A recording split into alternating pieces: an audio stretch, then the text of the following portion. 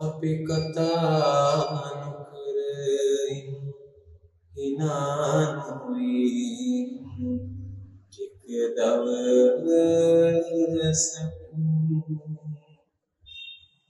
අපි දැසින් දැසට ලංව බලමිමු එක මොහොතක් කල්පයක් සේ දැනෙවි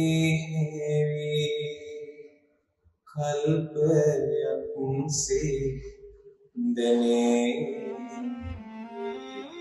මහ ජනතාවගේ විශේෂ අවශ්‍යතාව වෙනුවෙන් වැඩිපුර උපකාර කරන අරමුදලක් හැටියට මම ජනාධිපති අරමුදල දකිනවා වර්තමාන රජය ඇතුලේ.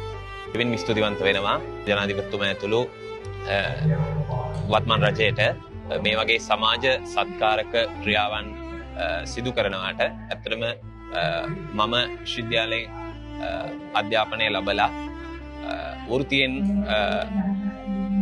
මහාචාර්යවරයෙක් වෙන්න තමයි බලාපොරොත්තුව තියෙන්නේ. ඉතින් මගේ විශ්වවිද්‍යාල උසස් අධ්‍යාපන කටයුතු සඳහා මම හිතන්නේ මේ මූල්‍යමය පරිත්‍යාගය ඉතාමත් ප්‍රයෝජනවත් වෙනවා. ඉතින් මේ වගේ දිගින් දිගටම සමාජ සත්කාරක ක්‍රියාවන් සිද්ධ කරන්න වර්තමාන රජයට ජනාධිපතිතුමාට හැකි වේවා කියන ප්‍රාර්ථනාවත් එකතු කරනවා.